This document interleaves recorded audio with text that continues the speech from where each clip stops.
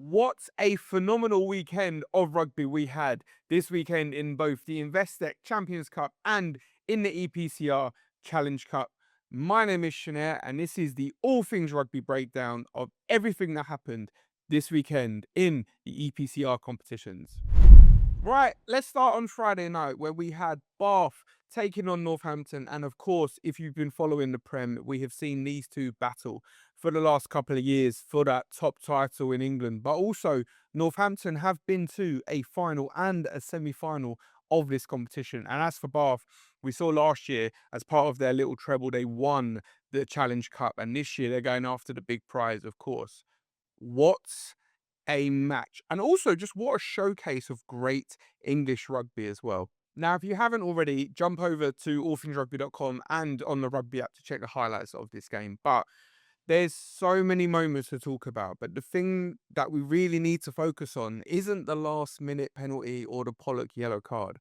Northampton led this game multiple times by 2 or 3 scores at times, and they just couldn't see it out. And now look, if you are going to take over the lead, do it at the end of the game like Bath did. But man, oh man, some of the tries were very questionable. Like Finn Russell had such a good match. He was taking it to the line. His little delayed passes were incredible. But you have to question some of the defending from Northampton.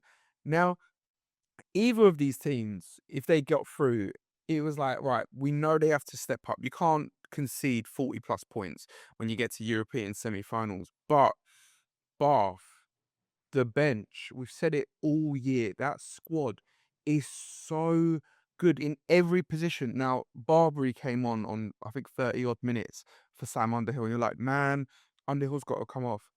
Barbary had another outstanding. He's had a great season. Obviously, like he's going to Surrey's next year, but Bath are going to make the most out of him. He is both sides of the ball, just absolutely smashing people. There was one point he tipped Pollock. I think it was him and Ollie Lawrence at one point got into the tackle and he flipped Pollock over. Could have been a yellow card, but other than that, his ball carrying from the base of the scrum, man, Bath just looks so good. And honestly, Henry Arundel playing outside someone like Finn Russell, he is so quick. When he gets the ball, you're like, there is no stopping him. And it just like, he reacts really well to whatever Finn Russell's going to do. So whether Finn's taking it to the line or not, he's just reacting to what's in front of him rather than always trying to run a set plan. And we'll get on to, the Pont and the Toulouse game. The difference between Finn Russell taking it to the line and kind of the Pont running backwards and forwards, but when no defender's biting, Finn Russell had that Northampton defence biting on him all match. But also, when he broke the line as well, you saw that he still has speed that people don't realise as well. So, look, massive win for Bath, massive win for English rugby. They obviously move on to the semi-final, and what faces them is going to be a bigger challenge, but we'll get to that. Over to Saturday, and I have to put my hands up on this one. I was tipping Glasgow all year. They were undefeated in this competition so far throughout the group phases.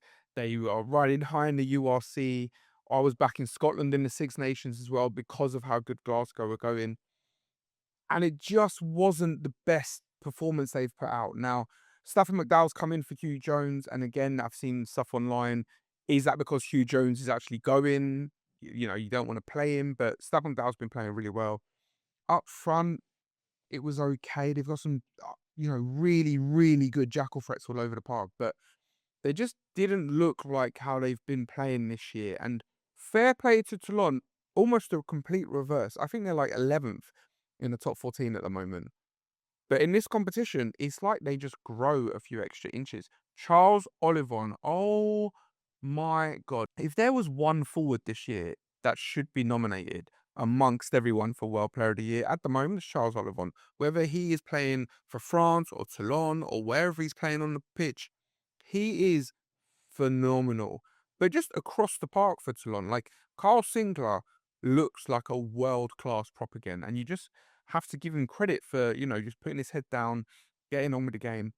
And outside of that, Dave Ribbons, I mean, he's been playing well for a couple of years now. Dave Ribbons looks like one of the best locks in the world. Like, fair play to Toulon. Couple of other huge moments in this game. Brex. Oh my God. What a try. The scrum is like on the 10-meter line for Toulon, like in their half. It's like a nothing pass to him at first receiver. And I think it's Adam Hastings in front of him. He just brushes him off. But then the pace he shows to go on and score, incredible. And look, we talk about Hastings. Hastings came on. Dan Lancaster probably had one of his worst games the last few weeks in that 10 shirt. He's been so good for Glasgow, but yeah, just didn't have that next level in him to kind of control this match. And, Tuipulotu was trying his hardest. He had a few moments of magic, but yeah, Glasgow will be very, very disappointed with this one. It's quite funny when we compare Friday night's game, and we'll get on to the Sunday night game. Saturday was a little bit different. Leinster versus Sale. Now, before this game happened, everyone was like, oh, look, it's concluded anyway. No one really worries about this one. Give Leinster their props. I'm their biggest critic. I always have been, and I probably always will be. They haven't been playing great, but they're now fourth in the URC. That's playoffs pretty much done. They're through to a semi-final of Champions Cup, which means it's just 80 minutes at the end of the day. Like, on their day, they can beat anyone. And Sale just were never going to be able to compete. Now, they've got so many injuries as it is, but even a Sale first team couldn't compete. A couple of players back for Leinster that were phenomenal. Ryan Bird is so good. And again, whether he is the second row with McCarthy or whether he's playing six, he's phenomenal. Harry Byrne, another really, really good game in that 10 jersey. And again, like no Sam Prendergast for all he was on the bench and come on, but yeah, just I don't know about that. Elsewhere, Hugo Keenan at the back. Again, you've got a test British and Irish Lion fullback coming back. And he said, I think it was last week, he said, like, this is the first couple of weeks that Leinster have had everyone back in camp again. And you can tell now they've got another prop goes down with injury. So we know they've got a little bit of front row issue. But other than that, yeah, Leinster are through to another European semi-final. One thing I would say, look, I'll give them credit, but obviously with the RDS being out of action this year, they've been playing their home games at Aviva, and I just think the fans are fatigued of going to the Aviva every single week. We saw, one of the lowest attended, and again because it's quite a big stadium, it looks even worse. But like low attendance, it's a European quarterfinal at home. And you've got like empty stands and they've got to put the banners over the seats and stuff. It weren't a great look, but hopefully for the semi and for the final, we are going to see just absolute rammed stadiums wherever it is. And talking about rammed stadiums, oh my God, get me to a game in Bordeaux, please. What a match. Whether we watch this game in the top 14 or in the European Cup competitions or in the final of the top 14, man, this is unbelievable. And I heard a lot of people saying, is as close to a test match as you're going to get. I don't think it is as close to a test match as you're going to get. I think actually it's a lot quicker than the test matches played out. I think there was still a load of drop balls in the first half, but you didn't mind because both teams just show such attacking flair. I put it out on Twitter as well, on X. Jack Willis. How are we not playing him for like, who watches this game in the RFU and goes, yeah, we don't need him. Like, it's crazy how good he is. Like, and even in a losing team, he was phenomenal. But if we're talking about phenomenal players, my pick for World Player of the Year this year, oh my God, Matthew Jalibert is so good. Finn Russell's a very good 10. Sasha has his moments of magic, but Jalibert has been by far the best fly half in the world over the last 12 months in both the French jersey and the Bordeaux jersey. And he showed why. That try he scored, you're just like, maybe the luck of Ramos. But other than that, he's the only one scoring that. And his play just around the park, whether he's taking it to the line, there was one point when Entimac like really tackled him and dumped him. And you can see he just smile, he's having fun out there. Luku inside him looked so good, but it plays a game that allows him to do that. And again, what I was saying about Dupont earlier, Dupont looks for a nibble, right? And this is why he was so good when he played sevens as well. And we've seen it last couple of years. But as defence, Bordeaux just stood there, no one nibbled. And we saw he picked up, he went blind, he come back. And he's kind of looking to pop it off, and he's lucky he's got someone like Malbaka to then give it to, who's just going to take that contact. But if you stand off him and you don't nibble, he hasn't got that space to put someone through a hole. And look, the yellow card was crazy. Like, I don't think we're ever going to see Dupont do a trip like that again. But it just shown there is some vulnerability there. He is human after all. At the back, Ramos, Ra- unbelievable, unbelievable player. Like, not just from kicking and in the open field, he's just so good. A first receiver, second receiver, getting the long ball. He was just so good. So look, an absolutely phenomenal match. Settled with Bordeaux last kind of 10, 15 minutes running away with it. Dead a team to beat. Now, again, Leinster on their day can beat anyone, and that's, what we're probably looking at now, but what's a match that's going to be. In the other European tournament, and I'm saying the other one rather than the second tier one, the Challenge Cup this year has been so good to watch, and it's such a shame that not everyone picked it up. Like, I think on Saturday, Prem Sport was showing a replay of Northampton rather than showing one of the games, and you're just like, come on, lads, like, this is such a good competition this year. We started on Friday night with Ulster versus Ronan O'Gara's La Rochelle, and Roger's been playing against Ulster his whole career, and Ulster this year just look like such a good outfit and can probably go all the way in this competition, especially with how serious they're taking it and the draw they've got as well. So, look, Ulster come through. La Rochelle were in it a little bit at the beginning. They're such a physical team. They can keep up to with any team at the beginning, but Ulster just look fantastic at the moment. On Saturday, we saw a really physical matchup between Montpellier and Connacht. And again, for those that don't watch Top 14, Montpellier have been going really well this year. Billy V looks so good. Like, considering that Top 14 is so physical, he's just played into his hands. He is crash balling and making so many post-contact meters, and Connacht just couldn't deal with him. There was times that Connacht had a good little spell.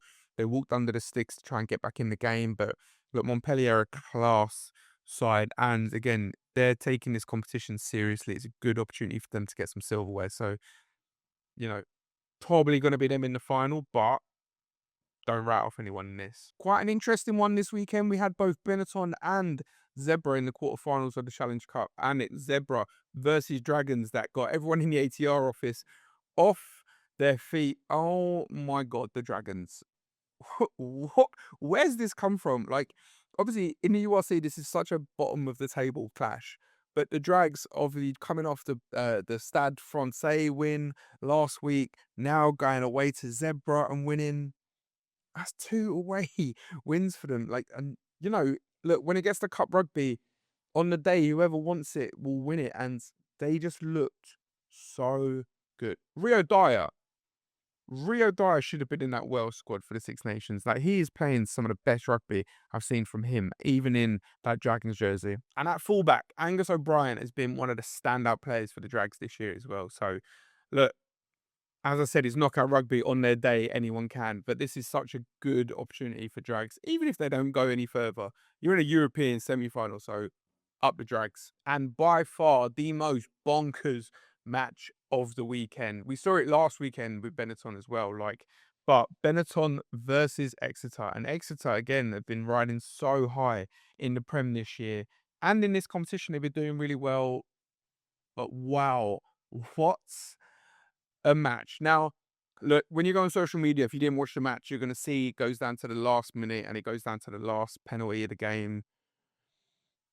I don't know. If you're conceding 30 plus points, there's obviously other opportunities in the game that you had to win it or to stop the other team from scoring. But back and forward, did he roll away? Did he not roll away?